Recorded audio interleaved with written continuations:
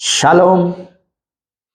ይህን መልእክት የምትሰሙ ኤርትራውያን፣ ኢትዮጵያውያን ባላችሁበት በሀገር ውስጥ የሚሆን በውጭ ሀገር የጌታ ጸጋና ሰላም ይብዛላችሁ በማለት መልእክቴን እጀምራለሁ።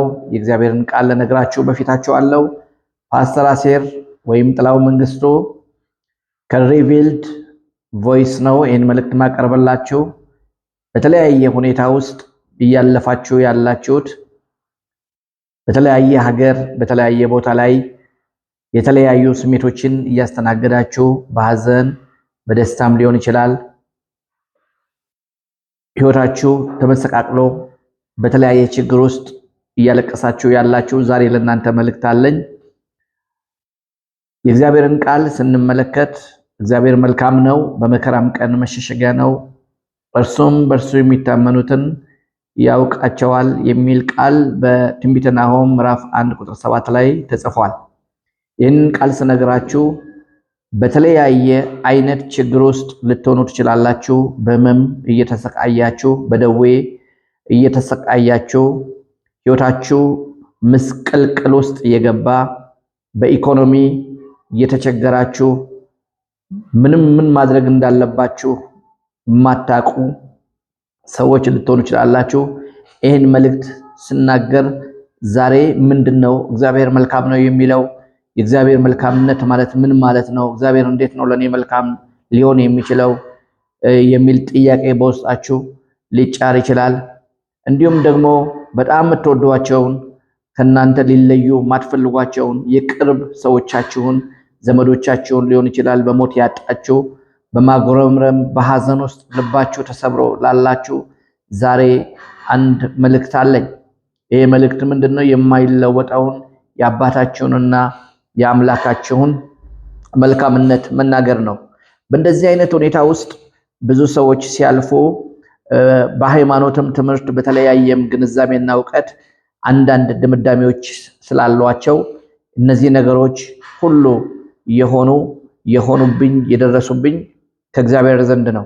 እግዚአብሔር ባይፈቅድ፣ እግዚአብሔር ሳያቅ፣ እግዚአብሔር ሳይፈቅድ እነዚህ ነገሮች ወደ ህይወቴ አይገቡም ነበረ። ስለዚህ እነዚህ የደረሰብኝ ሰቆቃዎች፣ ሐዘኖችና ችግሮች ሁሉ የደረሱብኝ በእግዚአብሔር ፍቃድ ነው፣ እግዚአብሔር አውቆ በእኔ ላይ ያደረገው ነገር ነው የሚል ድምዳሜዎች አሉ። ብዙ ሰዎች እነዚህን ነገሮች ሲያስቡ፣ እንደዚህ አይነት ነገሮችን ሲያስቡ ሃይማኖታዊ የተሳሳተ ግንዛቤዎችን ወይም ደግሞ አባባሎችን በመያዝ እግዚአብሔር ሳያቅ የሚደርስብኝ ነገር የለም፣ ሁሉን ነገር እግዚአብሔር ያውቃል የሚል ድምዳሜ አለ። እንደገናም ደግሞ እግዚአብሔር ፈቅዶ ነው፣ ያለ እግዚአብሔር ፍቃድ በህይወቴ ላይ የሚደርስ ነገር የለም የሚሉ አንዳንድ ዕውቀቶችና አስተያየቶች በድምዳሜ መልክ በሰዎች ውስጥ ተቀምጠዋል። ከዚህ የተነሳ ሰዎች የሚደርስባቸውን ማንኛውም አሉታዊ ነገር ወደ ህይወታቸው ሲመጣ የእግዚአብሔርን መልካምነት ሳይሆን የሚያስቡት የእግዚአብሔርን ክፋት ወይም እግዚአብሔር ክፉ ስለሆነ አባቴን ወሰደብኝ፣ እናቴን ወሰደብኝ፣ ልጄን ወሰደብኝ፣ እንዲሁም ደግሞ በኢኮኖሚ ችግር ውስጥ ገባው፣ በእንደዚህ አይነት ደዌና በእንደዚህ አይነት በሽታ ውስጥ ተጎሳቆልኩ፣ ህይወቴ የተመሰቃቀለ የሚል ሐዘን ውስጥ ገብተው ስብራት ውስጥ ገብተው የሚያለቃቅሱ ብዙ ሰዎች ናቸው። ዛሬም ስንመለከት በስደት ያሉ ማንም ያያቸው የሚመለከታቸው የሌለ ነገራቸው ሁሉ የተጎዳ ሰዎች አሉ። በዓለም ዙሪያ ይህንን መልእክት የምትሰሙ በተለያየ ችግር ውስጥ ያላችሁ ሰዎች ካላችሁ ይህን መልእክት የምታዳምጡ ዛሬ ዞር ብላችሁ አንድ ነገር እንድትመለከቱ ፈልጋለሁ። የእግዚአብሔር ቃል ሲናገር በትንቢተ ሚልክያስ 3 ቁጥር 6 ላይ የሰራዊት ጌታ እግዚአብሔር እንደዚህ ይላል፣ እኔ አምላካችሁ እግዚአብሔር አልለወጥም የሚል ቃል አለ። እግዚአብሔር የሚለወጥ አይደለም። ታዲያ እግዚአብሔር መልካም ከሆነ እነዚህ ነገሮች እንዲደርሱብኝ ለምን ፈቀደ? ለምን ወደ ህይወቴ እነዚህ ነገሮች መተው ህይወቴን አመሰቃቀሉት? ለምን እዚህ ችግር ውስጥ ገባው? ለምን የምወደውን ነገር ካጠገቤ እንዲሄድ አደረገ? የሚል የተለያየ ሐዘን የተለያየ ጥያቄ ይዛችሁ ያዘናችሁ ያለቀሳችሁ ያላችሁ ሰዎች ዛሬ አንድ ነገር ነግራችኋለሁ። የደረሰባችሁ ነገር ሁሉ የደረሰባችሁ ያጋጠማችሁ ነገር ሁሉ ያጋጠማችሁ ከእግዚአብሔር አጀንዳ፣ ከእግዚአብሔር ፕሮግራም፣ ከእግዚአብሔር እቅድ ተነስቶ ሳይሆን እግዚአብሔር መልካም ነው። በእናንተ ላይ ያለው ሐሳብ፣ በእናንተ ላይ ያለው ፕሮግራም እግዚአብሔር መልካም ነው። ማንነቱም አይለወጥም። እግዚአብሔር መልካምና መልካም ብቻ ነው። እንግዲህ የተለያዩ ነገሮች በተለያየ ምክንያት ወደ ህይወታችን ሊመጡ ይችላሉ። እንግዲህ ምድር በኃጢአት ከወደቀች በኋላ፣ ምድር ከረከሰች በኋላ፣ ሰው ከእግዚአብሔር ከተለየ በኋላ ወደ ምድር የተለያዩ የጨለማ ፕሮግራሞችና አጀንዳዎች እንዲገቡ ሰው ፈቅዷል። በሰው በኩል እቺ ምድር የተለያዩ ሐዘኖችን፣ የተለያዩ ሞቶችን፣ ጦርነቶችን፣ በሽታዎችን፣ የተለያዩ ስጋቶችን፣ እንባዎችን እያስተናገደች ትገኛለች። እነዚህ ነገሮች ሁሉ የገቡት በሰው ህይወት ነው፣ በሰው በር ነው ወደዚህ ምድር እየገቡ ያሉት። እንግዲህ በተለያየ ምክንያት ወደ ህይወታችን የመጡ ነገሮች ጉዳዩ ወደ ህይወታችን የመጣው በእግዚአብሔር ምክንያት በእግዚአብሔር ፈቅዶ ሳይሆን እኛ ራሳችን የህይወት በራችንን ከፍተን ያስገባናቸው አስተሳሰቦች፣ ያስገነባናቸው ትምህርቶች፣ የተረዳናቸው የተለያዩ ዕውቀቶች፣ እነዛ ነገሮች እምነት አድርገናቸው የህይወት ስርዓት አድርገናቸው ወደ ውስጣችን ወደ ጥልቁ የአእምሮአችን ክፍል አስገብተናቸው ያመናቸው ነገሮች እንደገና ህይወት ሆነው ከኛ ልብ ውስጥ ወጥተው በአካል ለብሰው በዙሪያችን ሲያጥለቀልቁንና ሲያስለቅሱን እንመለከታለን። የዚህ ሁሉ ምክንያቱ እግዚአብሔር ሳይሆን ምክንያቱ ምንድነው? እኛ ወደ ህይወታችን ያስገባነው ሐሳብ፣ ያስገባናቸው ዕውቀቶች እነዛ የህይወት ስርዓት ሆነው እምነታችን፣ አቋማችን ሆነው ፕሮሰስ ካደረጉ በኋላ በእኛ ህይወት ላይ ሀፕን ያደርጋሉ። በእኛ ህይወትና በእኛ ህይወት ዙሪያ ያሉ ሰዎችም በህይወታቸው ውስጥ የሚያስገቧቸው የህይወት ስርዓቶች፣ ያመኗቸው ነገሮች ሁሉ በህይወታቸው ላይ ሲከሰት፣ በህይወታችን ላይ ሲገለጥ፣ በዙሪያችን እነዛ ነገሮች ሲገለጡ፣ በተለያየ ምክንያት ነገሮች ሲመሰቃቀሉ የምናስተናግደው ነገር ሐዘን ነው። ከዚህ የተነሳ ነገሮች ሁሉ የሚሆኑት ከእግዚአብሔር ነው። እግዚአብሔር ሳያውቅ ምንም ነገር የሚሆን ነገር የለም። እግዚአብሔር ሳይፈቅድ በህይወት ላይ ምንም ነገር አይመጣም በሚል በአጠቃላይ የተሳሳተ ግንዛቤና ዕውቀት የተነሳ ብዙዎቻችን በእግዚአብሔር ላይ ያለን አስተሳሰብ ይበላሻል። የእግዚአብሔር መልካምነትን ማሰብ አንችልም።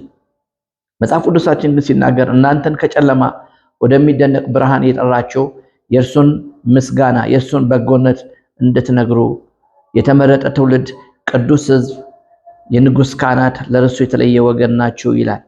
ቀድሞ ጨለማ ነበራችሁ፣ አሁን ግን ብርሃን ናችሁ። ቀድሞ ወገን አልነበራችሁም፣ አሁን ግን የእግዚአብሔር ወገን ናችሁ ብሎ ሐዋርያው ጴጥሮስ ዘግቦልናል።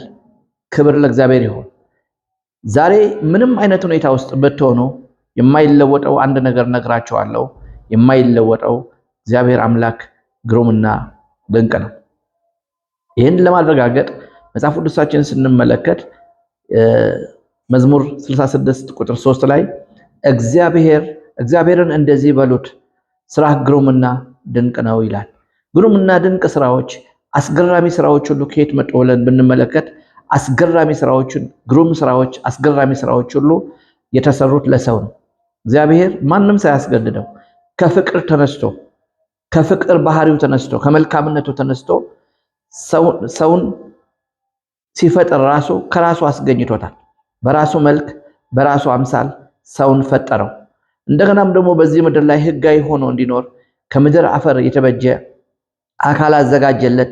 በዛ አካል ውስጠኛውን ማንነቱን ወይም የህይወትን እስትንፋስ በመንፈስ ቅዱስ አማካኝነት እፍ በማለት አስገባው። ሰውም በሁለንተናው እዚህ የጉዞ ዓለም ላይ በመገለጥ ሲኖር እግዚአብሔር ለዚህ ሰብአዊ ሰው አስቀድሞ ያዘጋጀለት ኤደን ገነትን የፍስሐና የደስታን ቦታ እንመለከታለን። ኤደን ገነትን ስንመለከት ኤደን ገነት ምንድን ነው የሚያሳየው? ኤደን ገነት የፍስሐ ቦታ ነው፣ የአትክልት ቦታ ነው። 4 የወንዞች ጅረቶች የሚፈሱበት በጣም አስገራሚና አስደናቂ በእግዚአብሔር መገኘት የተጠመቀ የተሞላ ቦታ ነው። ይህንን ቦታ አስቀድሞ እግዚአብሔር ካዘጋጀ በኋላ ነው፣ ከሰራ በኋላ ነው እንስሳትን ፈጥሮ የተለያዩ ፍጥረታትን ፈጥሮ እነዚህ ሁሉ ፍጥረታት እግዚአብሔር ለራሱ ሳይሆን ለሰው ልጆች በዚህ ምድር ላይ በመልኩና በአምሳሉ ለፈጠራቸው ለእርሱ ተወካዮች ለእርሱ ኤጀንቶች እግዚአብሔር ይህንን ምድር ፈጥሮ ኤደንን ፈጥሮ በዛ የፍስሐ ቦታ የመኖሪያ ቦታ ሰውን አኖረው ይላል። ክብር ለእግዚአብሔር ይሁን። ይሄ የሚያሳየው ምንድነው ስንል ይሄ የሚያሳየው የእግዚአብሔርን ክፋት ሳይሆን የእግዚአብሔርን መልካምነት ነው። እንደገና ደግሞ ስንመለከት ዘፍጥረት 1 ላይ እግዚአብሔር በእያንዳንዱ ቀን ስራውን ሰራ፣ የሰራውን ስራ ገመገመ፣ አየ። መጽሐፍ ቅዱስ እንደሚናገር እግዚአብሔር አዋቂ ነው፣ ስራውን ይመዝናል ብላለች ሐናና እግዚአብሔር ስራውን መለስ ብሎ ሲመለከት ሲያይ የሰራው ስራ ሁሉ ግሩምና ድንቅ ነው፣ መልካም ነበረ ብሎ ሲያረጋግጥ እንመለከታለን። ሲደሰትበት እናያለን። ክብር ለእግዚአብሔር ይሁን። ታዲያ እግዚአብሔር እነዚህን ነገሮች ሁሉ ሲፈጥር ክፉ ነገር የለም፣ እንከን የለበትም። ሁሉ ነገር መልካም ነበረ። በሽታ አልነበረም። ጦርነት ነበር ወይ? እዛ ውስጥ በሽታ ነበር ወይ? አሁን ዛሬ የምንጠራቸው የተለያዩ ደዌዎች፣ በሽታዎች፣ የኢኮኖሚ ችግሮች፣ ቀውሶች፣ የተለያዩ ማህበራዊና ፖለቲካዊ ችግሮች እዛ ዘፍጥረት 1 ላይ ነበረ ወይ? እግዚአብሔር ሲገመግም አንዳንዶቹ መልካም አንዳንዶቹ መጥፎ ነገሮች ወይም ክፉ ነገሮች ነበሩ ወይ?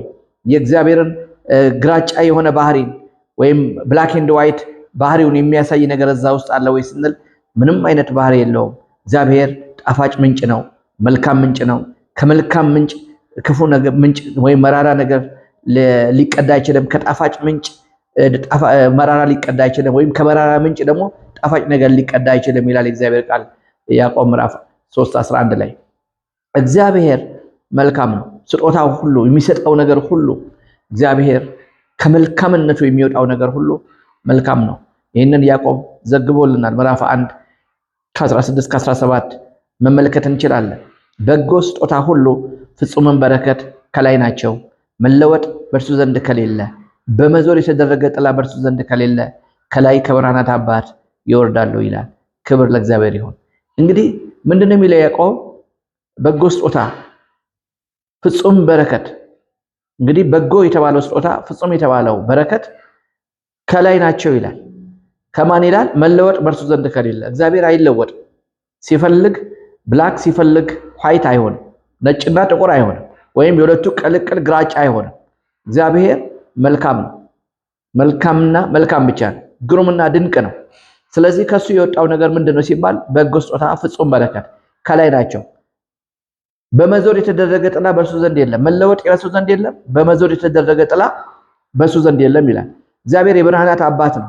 ብንዞረው ሻዶ የለውም፣ ብንዞረው ጥላ የለውም፣ ክፉ ነገር የለውም። እግዚአብሔር መልካም ነው።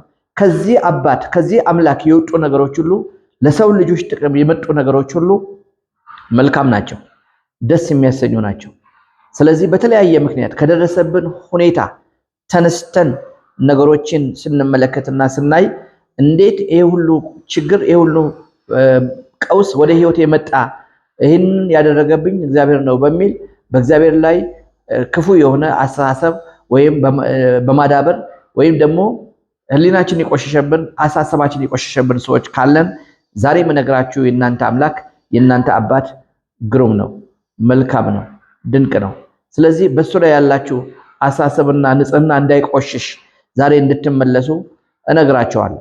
ይህን ስነግራችሁ አሁን ያላችሁበት በሽታ፣ አሁን ያላችሁበት ድህነት፣ አሁን ያላችሁበት ችግር በኃጢአት ምክንያት የመጣ ነው።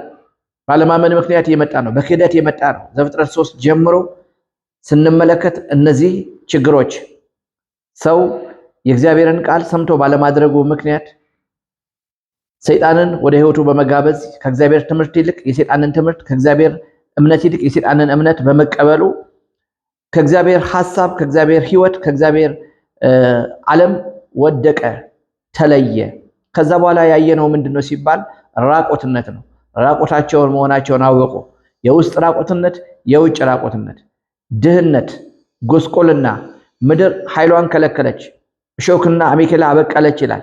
እርግማን መጣ፣ ማመካኘት መጣ፣ ፍርሃት መጣ፣ ስደት መጣ፣ መገዳደል መጣ፣ ጦርነት መጣ። እነዚህ ሁሉ የመጡት በእግዚአብሔር አጀንዳና በእግዚአብሔር ፕሮግራም ሳይሆን ሰው በዚህ ምድር ላይ ገዢና የምድር አስተዳዳሪ ሆኖ ሙሉ ኃላፊነቱን ከእግዚአብሔር ተቀብሎ ምድርን ጠብቅ፣ አስተዳደር፣ ግዛ ተብሎ ከተሰጠው በኋላ ሌላን ትምህርት ተቀበለ፣ ሌላን እምነት አመነ፣ ሌላን ትምህርት ተቀበለ። ከእግዚአብሔር ትምህርት ወጣ፣ ከእግዚአብሔር እምነት ወጣ።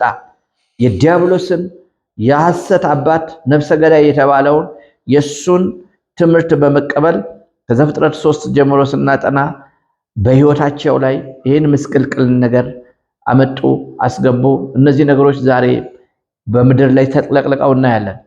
ታዲያ እግዚአብሔር በገባው ተስፋ ቃል መሰረት በሴቲቱና በአንተ መካከል በዘሯና በዘር መካከል ጠላትነትን አደርጋለሁ፣ እሱ ራስን ይቀጠቀጣል፣ አንተም ደግሞ ሰኮናውን ትቀጠቀጣለህ ብሎ በተናገረው መሰረት በተስፋ ቃል መሰረት ዘመኑ ሲደርስ በቃል ምድብ ውስጥ የነበረው እግዚአብሔር ሰው ሆነ።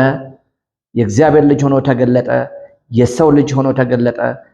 ዕዳችንን፣ በሽታችንን፣ ድህነታችንን ሁሉ ወሰደ። ሃሌሉያ! ዕዳችንን ሁሉ ተቀበለ።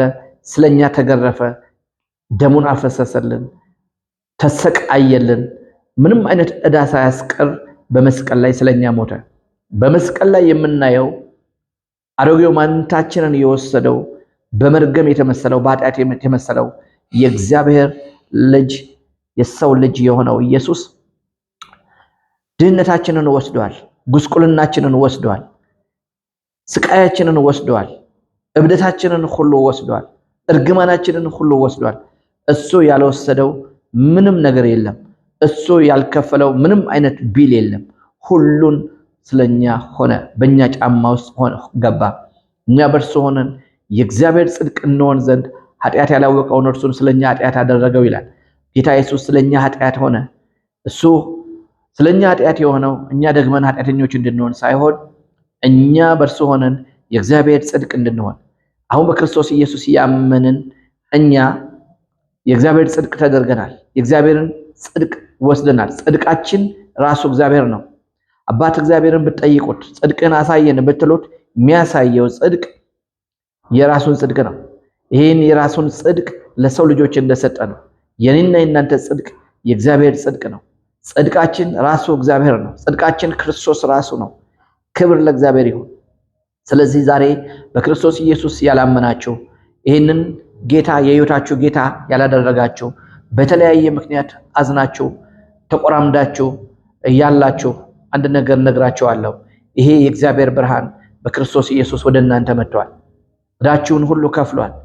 በሽታችሁን በሽተኛ ሆኖ ህመምተኛ ሆኖ ህመማችሁን ሁሉ ተቀብሎ ደዌያችሁን ሁሉ ተቀብሎ ስለናንተ ቆሰለ፣ ተገረፈ። በእርሱ ቁስል እናንተ ተፈወሳችኋል። ስለናንተ ኃጢአት በመሆን እናንተን የእግዚአብሔር ጽድቅ አድርጓችኋል። ይሄ በክርስቶስ ኢየሱስ ተሰርቶ ያለቀ እግዚአብሔር በጸጋው ለሰው ልጆች ሁሉ ያቀረበው ስለሆነ በዚህ የእግዚአብሔር መልካምነት መልእክት ውስጥ ካላችሁ ዛሬ እጸልይላችኋለሁ። ከማንኛውም ችግር ከማንኛውም ሁኔታ ውስጥ ነፃ ትወጣላችሁ። ሕይወታችሁን ለክርስቶስ ኢየሱስ ያልሰጣችሁ ሕይወቴን ለክርስቶስ ኢየሱስ መስጠት ፈልጋለሁ። ክርስቶስ ኢየሱስ ዕዳዬን ከፍሏል። ስለኔ ተቀጥቷል፣ እኔ ይቅርታ እንዳገኝ። ስለኔ መርገም ሆኗል፣ እኔ በረከት እንድሆን። ስለኔ ድሃ ሆኗል፣ እኔ በነገር ሁሉ ባለጸጋ እንድሆን። ስለኔ ኃጢአት ሆኗል፣ እኔ እግዚአብሔር ጽድቅ እንድሆን። ስለኔ ተረግሟል፣ እኔ በረከት እንድሆን። ስለኔ ሞቷል፣ እኔ በሕይወት እንድኖር ሕያው እንድሆን ብላችሁ የምታምኑ ከሆነ ዛሬ ከኔ ጋር አብራችሁ መጸለይ ትችላላችሁ። አጭር ጸሎት አብረን መጸለይ እንችላለን። እኔ ምለውን ከኔ በኋላ ማለት ትችላላችሁ። እግዚአብሔር አባት አመሰግናለሁ። ዛሬ ቃልህን ሰምቻለሁ። ይህ ቃል ያንተ ቃል ነው። መልካም መሆንን ግሩምና ድንቅ እንደሆንክ ቃልህን ሰምቻለሁ። አንተ አትለወጥም። ለኔ ያለ ዓላማ መልካምና ፍቅር ብቻ ነው። የመጣብኝ የደረሰብኝ ነገር ሁሉ ካንተ የተነሳ አይደለም። እዚህ ምድር ላይ የሰው ልጆች እኔን ጨምሮ ወደ ህይወታችን ከጋበዝነው የጨለማ የህይወት ስርዓት ያመጣ ነው በመሆኑ የኛ ችግር ነው። ስለዚህ በኃጢአት ምክንያት ካንተ ተለይቻለሁ። አሁን ግን ዛሬ የምስራች ሰምቻለሁ። ኃጢአቴን ጌታ ኢየሱስ እንደተቀበለ፣ ስለዚህ ኢየሱስ ጌታ እንደሆነ በአፌ መሰክራለሁ። ኢየሱስ ጌታ ነው። ኢየሱስ ጌታ ነው። እግዚአብሔር ኢየሱስን ከሞት እንዳስነሳው በልቤ አምናለሁ። በአብ በወልድ በመንፈስ ቅዱስ በአንድ አምላክ አምናለሁ። አባት ሆይ ስሜን በሕይወት መጽሐፍ ጻፈው። አመሰግናለሁ ስለተቀበልከኝ። አሁን መንፈሴ አዲስ ፍጥረት ሆኗል። አሁን የእግዚአብሔር ልጅ ሆኛለሁ። አሁን ተባርኬያለሁ። አሁን ተቀድሻለሁ። አሁን በክርስቶስ ቅዱስ ነኝ። አሁን በክርስቶስ የእግዚአብሔር ጽድቅ ነኝ። አሁን በክርስቶስ ተባርኬያለሁ። አሁን በክርስቶስ ተቀድሻለሁ። አመሰግናለሁ በኢየሱስ ስም። ይሄንን መልእክት የሰማችሁ በማስቀመጠው ስልኬ ላይ በመደወል ከኔ ጋር መገናኘት ትችላላችሁ። በተለያየ ቦታ ልትኖሩ ትችላላችሁ። የእግዚአብሔርን ቃል እንድትማሩና መሰረታዊ ትምህርት እንድትማሩ በሚዲያ ፕላትፎርም ላይ ስልካችሁን በማስገባት ፕላትፎርም ተፈጥሮ ወይ በዋትስአፕ ወይ ደግሞ በቴሌግራም ተከታታይ ትምህርቶችን አስተምራችኋለሁ። ስልኬ ላይ መደወል ትችላላችሁ፣ መልእክት ማስቀመጥ ትችላላችሁ። እጸልያለሁ። አሁን በተለያየ ቀውስ ውስጥና ችግር ውስጥ ያላችሁ የእምነት ቃልን እናገራለሁ። አሁን ፈውሳችሁን መቀበል ትችላላችሁ። እግዚአብሔር አባት አመሰግናለሁ። በተለያየ ህመም በተለያየ ደዌ እየተሰቃዩ ያሉ የአእምሮ ህመም፣ የደም ችግር እንዲሁም ደግሞ ማንኛውም የተለያየ ስም ያለው ህመም ይዘው እየተሰቃዩ ያሉ ሰዎች ስለነሱ ጌታ ኢየሱስ ክርስቶስ የዛሬ 2000 ዓመት ህመማቸውን ደዌያቸውን ተቀብሎ በእርሱ ቁስል እነሱ እንደተፈወሱ ነው ማቀው። አሁን ህገወጥ የሆነ በሽታ በተለያየ ስም የሚጠራ ሞትን የሚሰራ ሰውነታቸው ውስጥ የገባ ሞትን እየደገሰ ያለ ጨለማ በኢየሱስ ክርስቶስ ስም ከሰውነታቸው ላይ የተነቀለ ይሁን፣ ከህይወታቸው ላይ የተነቀለ ይሁን። በኢየሱስ ስም ተሰማኛለህ፣ እናገራለሁ። በምንም አይነት ስም የምትጠራ ህመምና ደዌ አሁን ከሰውነታቸው ላይ በኢየሱስ ክርስቶስ ስም ተወገደ። ጤናቸውን ይቀበሉ፣ ሰላማቸውን ይቀበሉ። በኢየሱስም ፈውሳቸውን በሰውነታቸው እንዲያውቁ ፈውሳቸውን በሰውነታቸው እንዲያውቁ ጸልያለሁ። እግዚአብሔር ሆይ ቼክ ያደርጉት። ምንም አይነት ደዌና ህመም በሰውነታቸው ላይ አይኖርም። በመገረፉ ቁስል ተፈውሰዋል፣ ጤናቸውን ተቀብለዋል። አመሰግናለሁ። በኢኮኖሚ ችግር የሚሰቃዩ